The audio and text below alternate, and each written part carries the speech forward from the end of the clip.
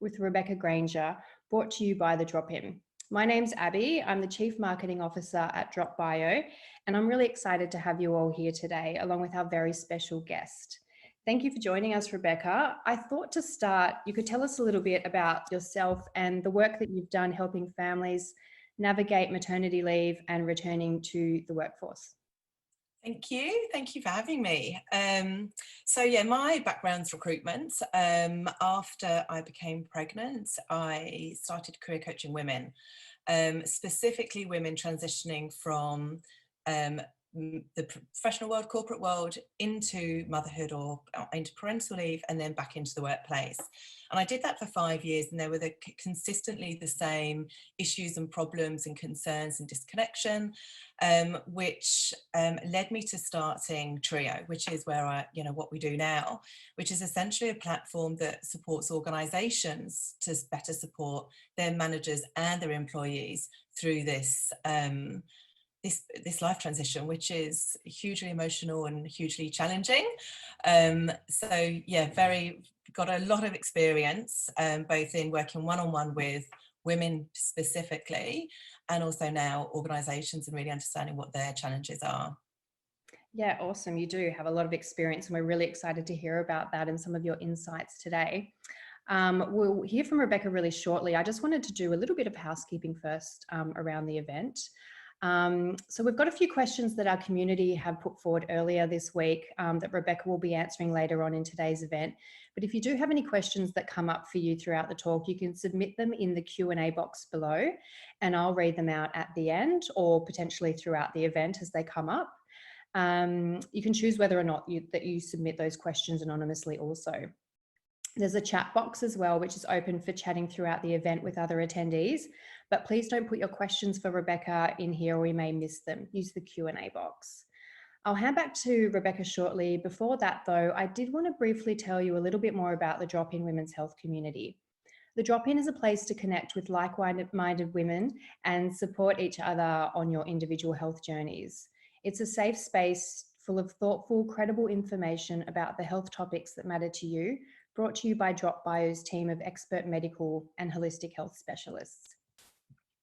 In the Drop-In, you can access fortnightly events such as today's, along with Q&A sessions with expert health specialists. We also run courses on health-related topics such as inflammation, so you're able to make more informed choices about your health care. Maintaining a safe space is really important to us, so you can be assured of the privacy that you need, and there's no ads. The Drop-In is a free community, and we've popped a link in the chat box so you can come check it out, and I hope to see you in there. But for now, I'll hand over to today's special guest to talk about maternity leave transitions. Thanks, Rebecca.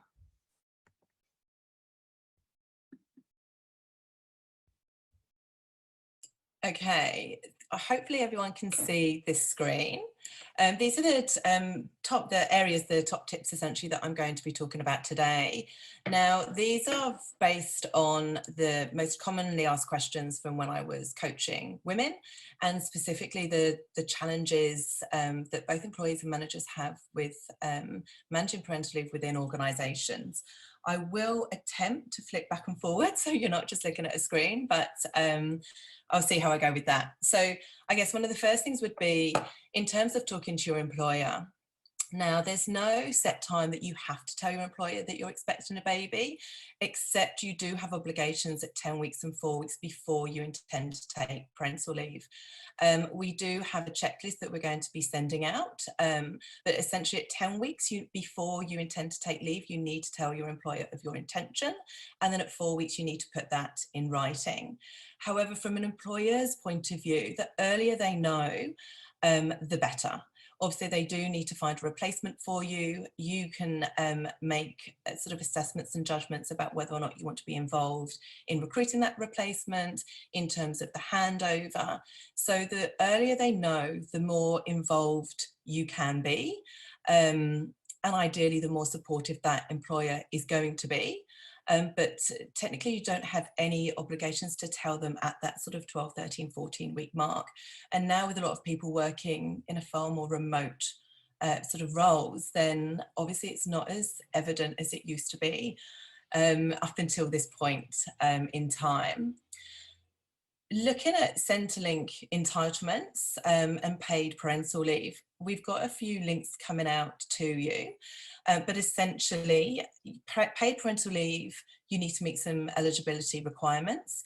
You have to have earned less than 150,000 in the previous year. That's both for yourself and your partner, because there's a partner parental leave too, or dad and partner pay. The amount you get paid is $150.78 a day. You have up to 18 weeks payments.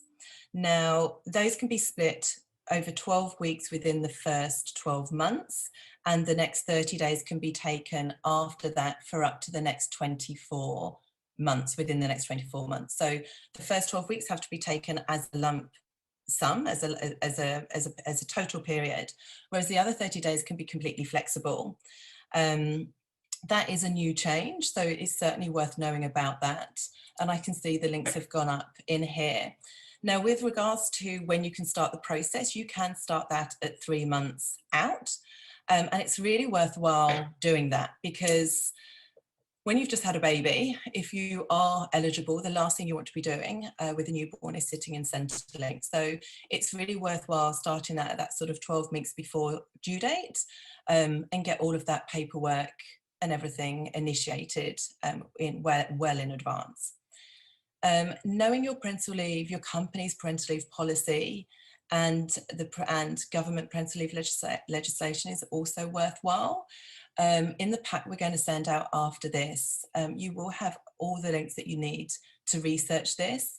Your company's parental leave policy should be available on your intranet. And with that, I would also look into the flexible work policy. Now, there is a Flexible Work Act that your employer has to align to in terms of government legislation, and they may also have their own, or will also have their own, flexible working policy. So it is worth exploring all of those, specifically because at some point you're going to be writing a parental leave plan. So I'm just going to stop sharing so you don't have to look at that the whole time. But essentially, with your parental leave plan, what you're going to be doing is talking to your employer or your manager about your intentions and your expectations. So one of the big areas that people often miss out on because they don't know about it is these 10 keeping in touch days. Now, keeping in touch days are really valuable legislations that you are entitled to work for 10 days. I think it's after 42 days of having your baby, whilst you're on parental leave. It does not affect government parental leave pay or your company's parental leave pay, but it's a fantastic way of staying connected and of keeping in touch. I know one of the questions that we actually had coming up is around this, so I'll refer to that because it's absolutely relevant to now. And the question is, any tips for the best ways to get back into the work mindset upon return? So a few things here. Utilising these keeping in touch days is fantastic. It's going to get you back into work. It's going to get you back in and connected to your team. And one of our tips here is to meet your team and to meet your manager before you return. Within your keeping in touch plan, you will discuss with your manager if you want to be kept in touch with whilst you're on leave. Some people don't. Some new parents just are like, no, I'm out of here. I don't want to speak to you until, you know, a few weeks or a month before I return, and that's absolutely fine. Otherwise, many other new parents do want to maintain that connection. And for many, it's actually really, really important. When I was coaching women, one of the biggest challenges for professional women, when you have a baby, particularly if it's your first baby, you go from having this career, you're completely in control, financially independent, you've got your routine, you can do what you want at the drop of a hat, you can go to meetings, you can stay late from work. You've had your work colleagues that you're completely in touch with on a regular basis. You have your lunch times, etc. And then suddenly you're in this whole new world. Your body's changed, your mind literally changes. You have a brand new baby, which they're learning you, you're learning them. Often we don't know what we're doing, and it's really, really hard. That transition of complete independence and not knowledge and knowing into new motherhood in particular is hugely challenging. when I was coaching, I called it falling off a cliff. It's literally like a rug's been pulled out from under you. Not if there's anyone expecting a baby, I do not want you to worry, but it is super challenging. And therefore, arranging to keep in touch on an ad hoc or a regular monthly basis with your people, your team in work, actually just helps that transition into motherhood. And then it does sort of definitely prepare you to move back into the workplace. Other things in terms of transitioning back and your parental leave plan, like I say, you are going to get a whole template of this in a pack when, you know, at the end of the session. So you talk about your keeping in touch, you talk about your intention. Now, your plan is what you intend to happen or what you think is going to happen. Just be really mindful that this might not go to plan. Things can change both on your employer's situation and on your situation. You may completely feel differently after you've had a baby, and that's completely fine. In both ways, you may expect to have a much longer parental leave and want to return sooner, or vice versa. So just know that whatever you put in that plan is an intention, or, you know, but it is not cast in stone. You can at any point tell your employer and request changes to that. So we're going to talk about childcare in a minute, but in terms of getting into the mindset of returning, I'm just going to put this, share the screen again, because there's a lot of things that we're touching on now. So your 10 keeping in touch days, you're entitled to take those after 42 days of having a baby throughout your whole parental leave period. It's often really good to start using those in the run up to returning. It's also a great idea if you let your employer know or your manager know if you want to get involved in any projects or anything like that in the run up of, you know, from when you return. In your parental leave plan, also let them know if you want to know about any new opportunities and job roles that arise within the organisation. Abby, are you? Yeah, Rebecca, I just had a question that I thought it was important to clarify at this point around those keeping in touch days. Just to confirm, are these additional to the days that you take in your mat leave, or do they come from there? No, they're completely additional. A lot of employers actually don't, managers certainly don't know about them, and they're not openly utilised and discussed. But they are a government initiative, and it's an entitlement that everyone is entitled to. So you are paid you're not paid the government parental leave pay rate, you're paid your normal work rate. Now, those keeping in touch days have to be agreed by your manager, and are typically for whole days, but they could be to attend training, conferences. Certainly they're fantastic to use in the run up to returning to work.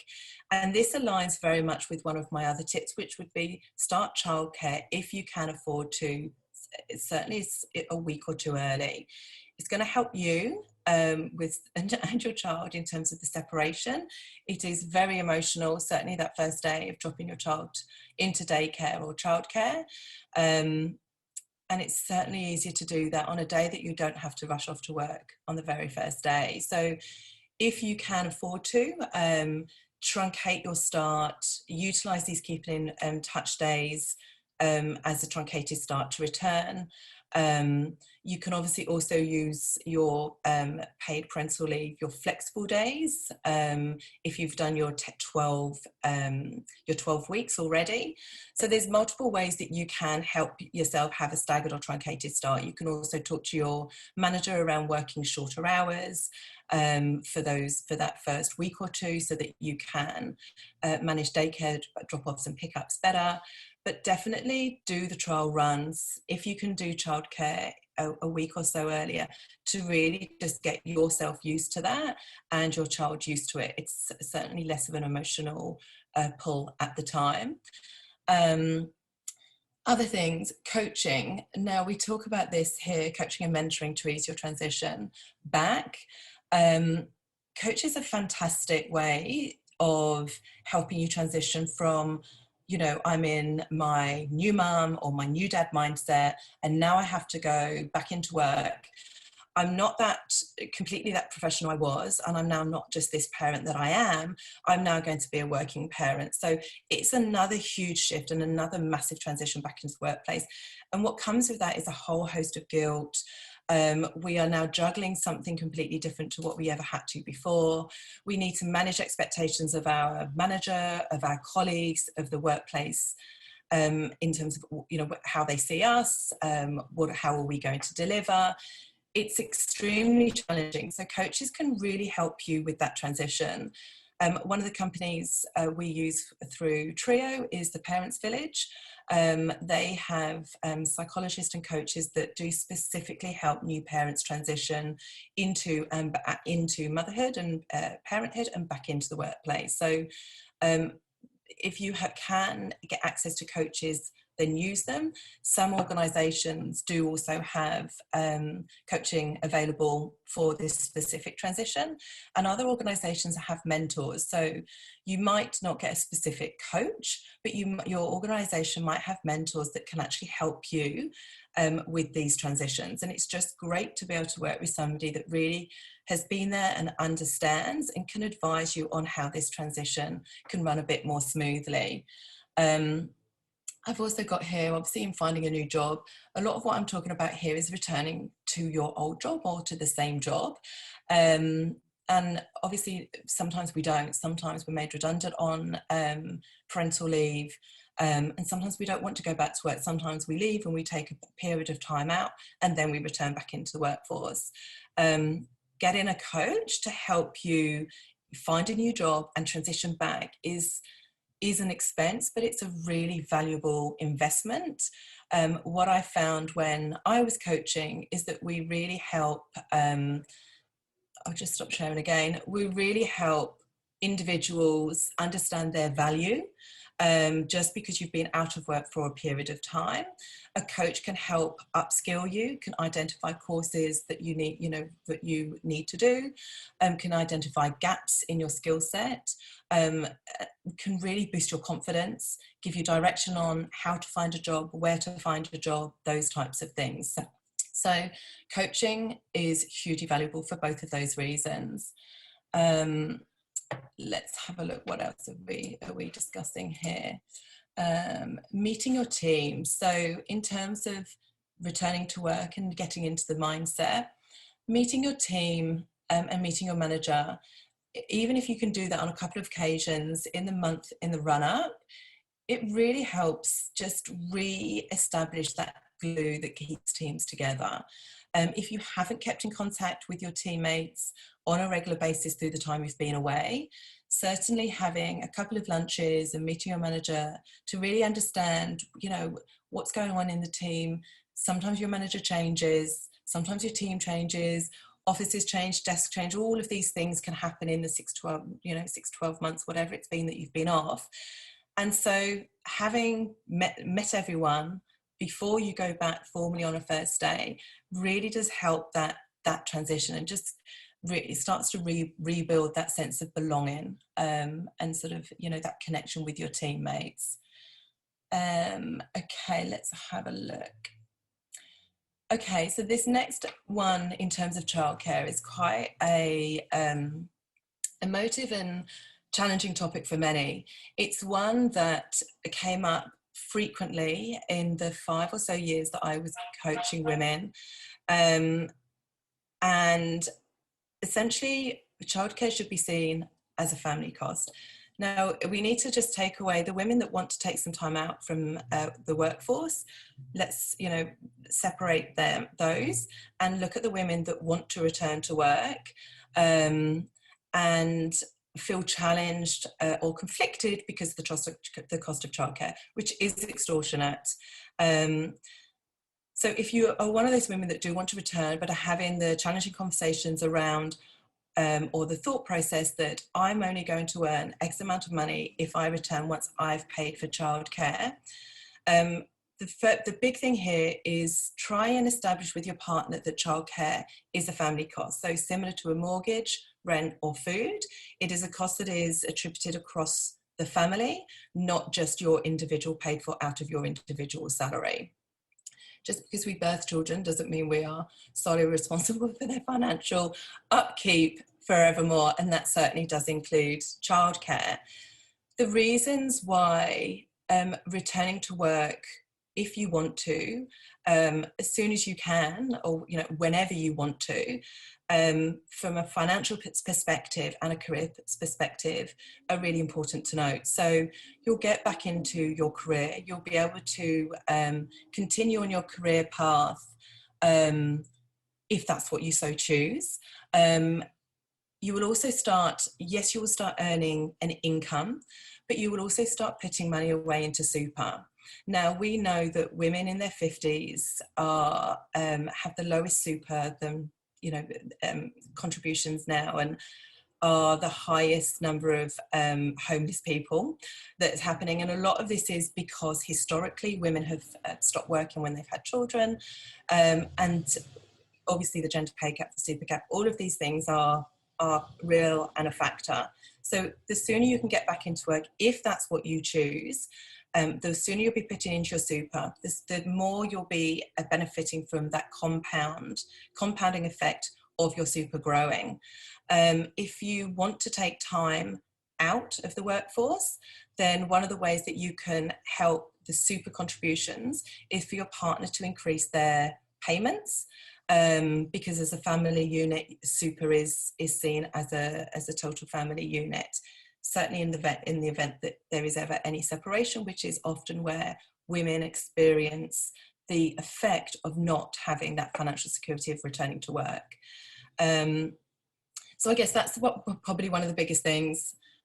Happy to talk about more about that, as in the sort of questions, but certainly if childcare, the cost of childcare is putting you off because you're seeing it as coming out of your salary, view it as a family cost, and that you've got two salaries coming into the family unit, and therefore it's one of the costs that go out.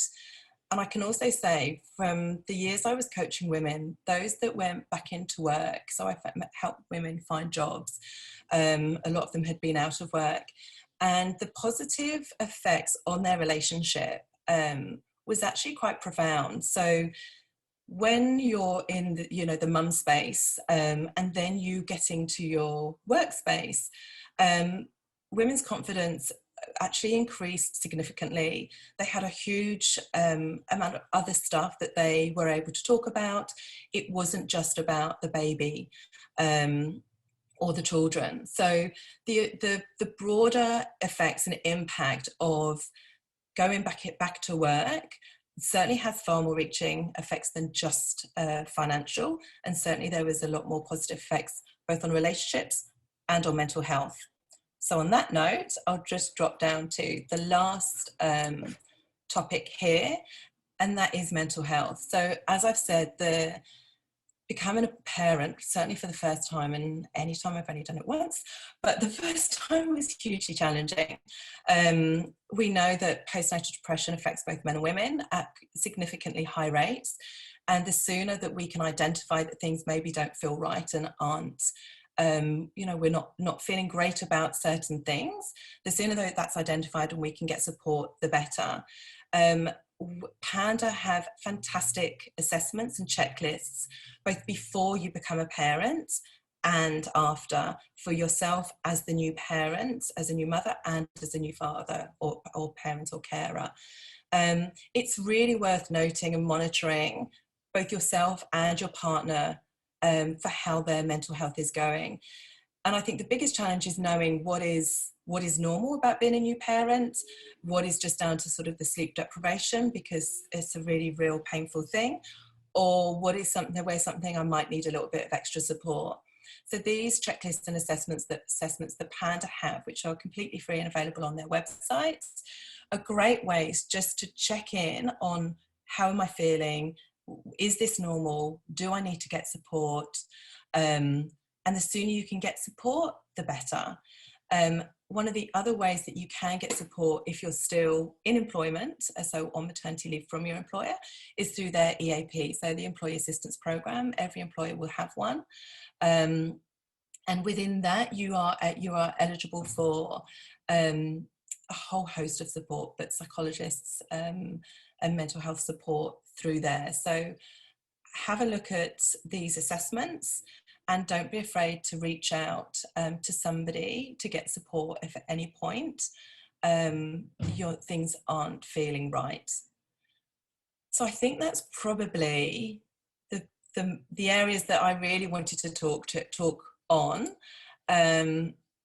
But very happy to take any questions on any of the areas that we've spoken about, or anything else that I haven't covered.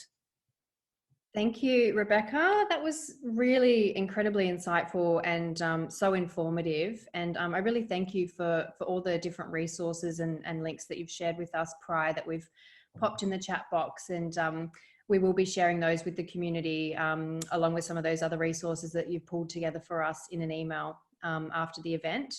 But we did have some questions that were submitted from our community earlier this week, so I might run through those with you now. And as Rebecca said, if you do have any questions and you'd like to ask them of her, now is the time. Please pop them in the chat, in the Q&A box.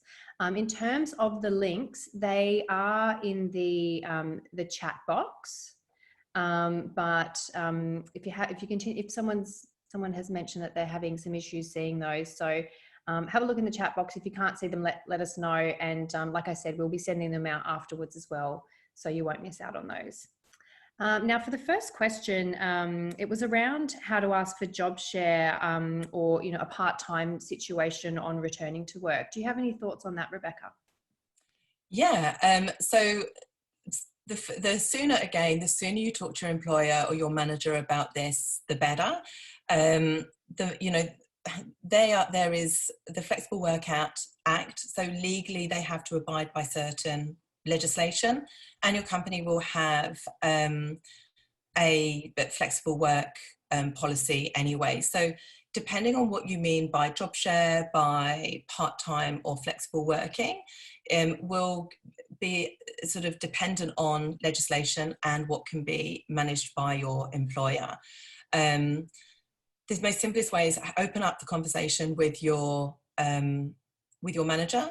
There is a formal letter which is going to come out to you, if you can access the links, that Fair Work recommend. They actually give you a template, so you can follow that template. It's really, really simple, about sort of requesting flexibility or part-time on your return to work. But I guess it's a balance between what you can manage, going into those conversations knowing what your parameters, what your boundaries are, what you can and can't manage, and what you can be flexible on. Maybe you could do a 4-day, a 9-day fortnight, or a 4-day week, but over full time. Maybe somebody who can do a job share with you. I think job sharing is fantastic. So maybe, there's other people within your team or your division that you can talk to about that. But the first thing is really to start that conversation with your manager around, what it is that you're looking for and what you need. The other things when you are returning to work is to have those conversations around breastfeeding. Are there, assessments in place for that? Communicate your expectations very early around your hours and your hours and the days that you can work. If you need to take, I know one of the questions is around taking time off sick, know that you can sort of potentially trade time in lieu, or you do have your flexible 30 days if you've only taken your 12 weeks. Maybe you can access some annual leave days. So there's ways that you can. It depends if you want part-time long-term, or is it part-time for a short period of time to help your transition back. So just be really clear on what you want, and have some sort of parameters around, what are non-negotiable and what is a bit more negotiable, or where can I be flexible on that. So it's really difficult to give you a fixed answer, but to start the conversations early. It's a great general answer. And I think, it obviously changes between what companies are obligated legally to do and then what they also offer. I've heard of some companies that offer a breast milk courier service for their female employees who may be needing to express milk at work, and home to babies. So that's one great example of something that could potentially be on offer for an employee. Yeah, and times have changed a lot since COVID. Obviously, the ability to work from home has now been, it's just happened, right? It happened overnight. So you know, it's hard for employers. Certainly there may be some roles that people can't work from home. But typically if they're office based and they can, then it's a lot easier now to push back on employers and really sort of negotiate on that. It's perhaps a silver lining for Yeah. parents in some ways. Being Yeah. in Zoom Although calls. working from home with a child or a baby is also incredibly difficult, as we've all experienced. We have. It was interesting actually just then when you touched on sick days, because I think that's one shock that I had in terms of going back to work was, you know, my own sick days and then the sick days I needed to take when I had a sick child as well. And Yeah. Look, I mean, we do have that as a question. So, you know, let's talk around that. You know, you do have carers leave days that you can take off. You could also take annual leave days. You can ask to work from home, and, you know, make up your hours or ensure your work's done, you know, outside of the typical working day, which I don't really think exists anymore anyway. If you're in an office, some offices have childcare facilities, and do allow you to bring children into work, obviously depending on how sick they are. You know, maybe taking the time off and then making up your hours on other days. A lot of this is really dependent on the organisation and your manager. But children get sick. This is, you know, this is a fact of life. I think the other area that, you know, women need to be better at doing is roping in their partner to take, you know, to share the load of caring for sick children. Obviously, because men typically earn more, they sort of, their careers are, you know, sort of given the gold star, and women's careers are normally secondary. But we will never sort of drive this parental leave equality if we don't start, you know, asking our partners to shoulder some of the caring responsibilities equally with us, so that we're not always the one to, you know, have to deal with the guilt and, you know, ask our managers for the time off work. yeah, and that's completely reasonable, but it's always so great to have that reminder. So we had an interesting question around what happens if my manager leaves while I'm on maternity leave. You know, people can have a relationship and then they're coming back into someone new. Can you talk us through your experience with that? Yeah, this is really a common one-on-one that we address with the Triiyo platform. Actually, in an ideal world, the manager will sort of hand over you to their replacement. Will let you know. Ideally, you will have some form of meeting or introduction with them, even if you're on leave, if that's what if that's what you'd like, which would be great.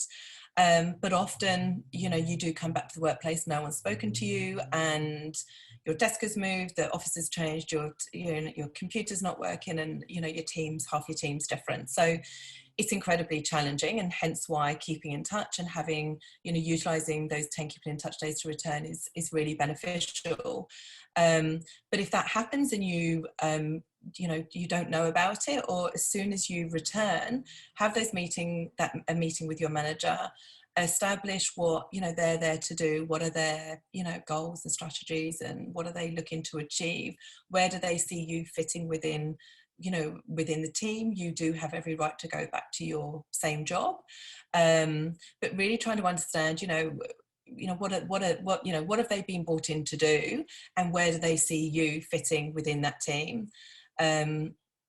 So yeah, I mean, ideally you'll know at the time when it happens, and if you are in contact with your colleagues whilst you're away, then you will get the heads up of all of this happening. So it certainly makes that transition back, and you know, the volume of changes easier to cope with. Less surprises. Yes, which always helps. Now, I think this question has come from someone who is coming back into work and not returning to the same role. In terms of looking at jobs that suit their skill set, but they're advertised as full-time only. Yeah. Any tips for what to do here? Yeah, definitely still apply. So my question would be, are the roles advertised through a recruiter, or are they advertised directly? if they're with a recruiter, meet the recruiter, get them to buy into you. You know, as recruiters, we very much control the shortlist. It's in our interest to place a candidate. They will be able to give you feedback on your CV, any gaps on your CV, what is the client looking for, what is the client's culture like, you know, what is the team like, are they, you know, do they have people working part-time, is it a flexible environment, all of those things. Once you've established all of that, then it's much easier to make the judgment call of whether or not the client or that job is going to have an option of being flexible or part-time. So definitely always apply. If it's through a recruiter, make sure you have those conversations up front. And let them know what you're looking for. Let them know, again, what are your parameters? What can you negotiate on? How long do you want things to be part-time for? Because often we are sort of for 6 months, and then I'll be able to up it, you know, from 3 days to 4 days or to 5 days, whatever it is. So if you're the right person for the job, often you can get recruiters to get on your side and to still put you forward. If it's directly through an employer, definitely still apply. It's really up to you, and there's no fixed way, right or wrong, whether you let them know up front that you want part-time work or not. I would still say definitely apply. I would try and get to an interview before you bring up this conversation, because again, if you're the right person for the job, companies can often be flexible. And often if this job is amazing and it's your dream job, there is also some flexibility often on our part. So I would always say go for it, but certainly after a first interview, depending on what the outcomes are of that, you definitely before the second, let them know of your intention around what you need in terms of hours or flexibility. No employer loves a surprise at the end of a process. If they're coming to offer you what was advertised as a full-time job, and then you turn around and say, that's great, but I want 3 days. Yeah, timing is key by the sounds of it. Yeah. We've had a question come through, which I love. It's a bit of a curveball, or more of a challenging question, I think. But we've had a question around any thoughts on applying for a different role within the same organisation whilst on parental leave? Yeah, absolutely, go for it. Definitely, 100% yes. So in your parental leave plan, I would always encourage you to discuss with your manager at the time, you know, that you want to be considered for any roles that open up within that team or anywhere else in the business. Make it clear where you see your career progression going. Make sure you're on however your organisation does it, so that you're on the distribution lists around, or you know, you maintain access to the internet, or however they work it, so that you can see these jobs. But absolutely go for it. There is no reason why you shouldn't. And there are some really progressive employers that will promote people whilst they're pregnant, on leave, and on their return. So particularly, you know, being a woman, there is a huge amount of push for diverse organisations and to be seen as inclusive. So organisations and employers are really upping their game on this. So definitely apply. And even if you don't get this one, you've set the standard, you've made it really known that you expect your career to progress. So it then opens doors around having those career progression conversations internally, sort of much sooner than perhaps a manager may start those conversations. So yes, do it. That's such great advice. Thank you. Go for it, in other words. So we've got a couple of minutes left. If there's any more questions, feel free to pop them in the Q&A box. I'll give you a moment to do that. We have had some great questions come through so far. And just a reminder, we've put those links again in the chat. Apologies if you couldn't see them previously, but as I've mentioned before, we'll be sending them out. I think that might be all the questions that we have for today. So Rebecca, thank you so much. We really appreciate your time today and the important work that you do supporting families, and just the level of insight and resources that you've shared with us so generously today. I'd also like to thank all of our lovely attendees for their time and questions today.